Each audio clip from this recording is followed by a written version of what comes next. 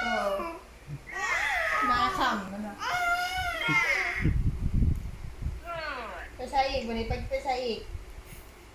มันจะไปมันลูกมันจะไปหลับอีกบ้านล่ะ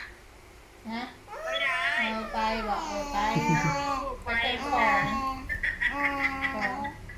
แต่งตัวอะไรไงแต่งตัวจะไปใช้มันนี่ลูกเก็บทองบ้านล่ะแล้วไปนะ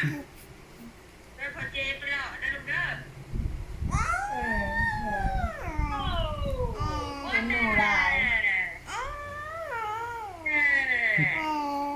เราเรียกว่านี่หัวเป็นไร